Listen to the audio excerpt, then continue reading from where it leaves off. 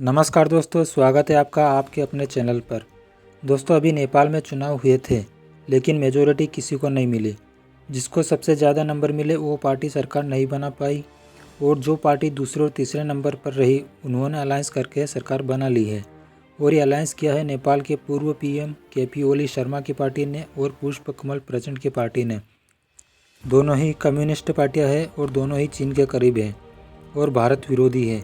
जैसे ही नेपाल में नई सरकार बनी, नेपाल के एफएटीएफ की ग्रे लिस्ट में शामिल होने का ग्रहण लग गया है। एफएटीएफ यानी फाइनेंशियल एक्शन टास्क फोर्स। अब नेपाल की तुलना पाकिस्तान से हो रही है। सभी जानते हैं कि पाकिस्तान अभी हाल ही में एफएटीएफ की ग्रे लिस्ट से बाहर निकला है। पाकिस्तान 10 सालों तक एफएटीएफ की ग्रे लिस्ट में रहा और इस ग्रे लिस्ट की वजह से पाकिस्तान को $40 बिलियन का नुकसान हुआ। आज आप जो पाकिस्तान की इकोनॉमिक हालत देख रहे हो, ये ग्रे लिस्ट में रहने की वजह से हुई है।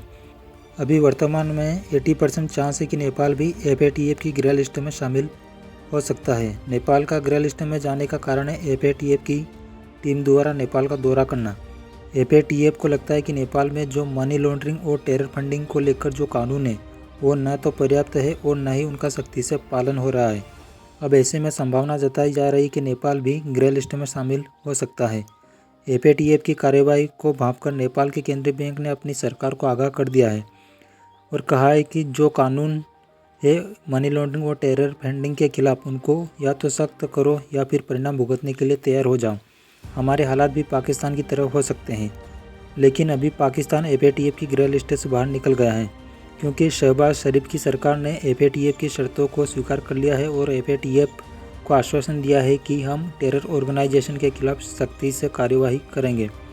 जिनको जानकारी न हो उनके लिए बता दूं, एफएटीएफ G7 देशों द्वारा बनाया गया एक समूह है जिसका हेडक्वार्टर फ्रांस में है। इसका काम है जो देश मनी लॉन्ड्रिंग में लिप्त है और टेरर ऑर्गेनाइजेशन को फंड करते हैं उनके खिलाफ कार्यवाही करना।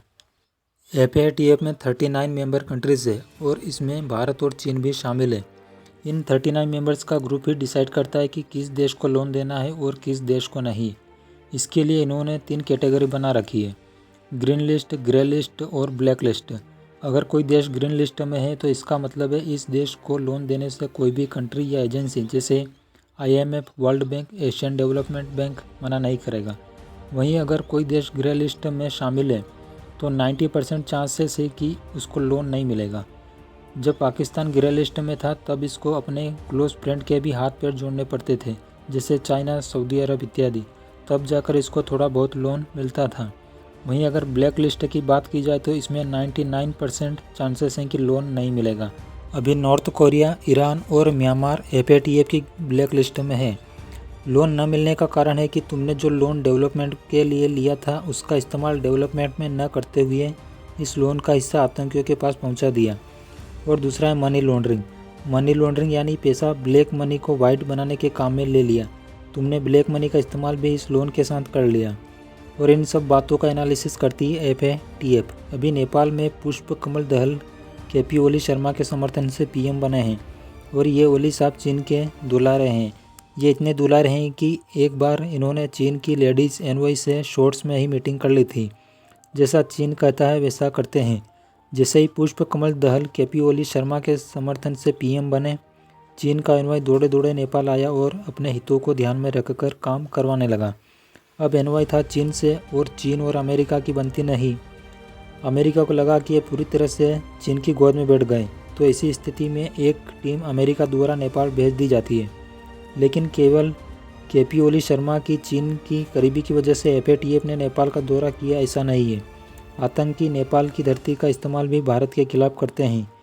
आतंकी यासीन भटकल को नेपाल से ही गिरफ्तार किया गया था। पाकिस्तान से बहुत से आतंकी वाया नेपाल के थ्रू ही भारत में एंटर करते हैं। जो भी भगोड़ा होता है वह सबसे पहले भागने के लिए नेपाल का ही रूट लेता है। पाकिस्तान आजकल बहुत से काम नेपाल के थ्रू ही करता है, क्योंकि भारत नेपाल की बॉर्डर खुली हुई है और लोग आसानी से एक देश से दूसरे देश में आवागमन करते हैं। भारत इन सभी बातों को काफ़ी समय से मॉनिटर कर रहा था। नेपाल इससे पहले भी 2008 से 14 के बीच में ग्रे लिस्ट में रह चुका है। केपी ओली शर्मा भारत विरोधी है और चीन पाकिस्तान के करीबी।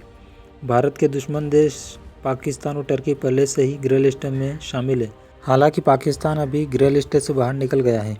भारत का विरोध करते करते नेपाल भी ग्रे लिस्ट में जा रहा है।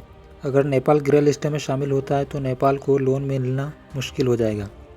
दोस्तों इस वीडियो में इतना ही। अगर वीडियो पसंद आए तो वीडियो को लाइक कीजिए और प्लीज़ चैनल को सब्सक्राइब कीजिए। धन्यवाद।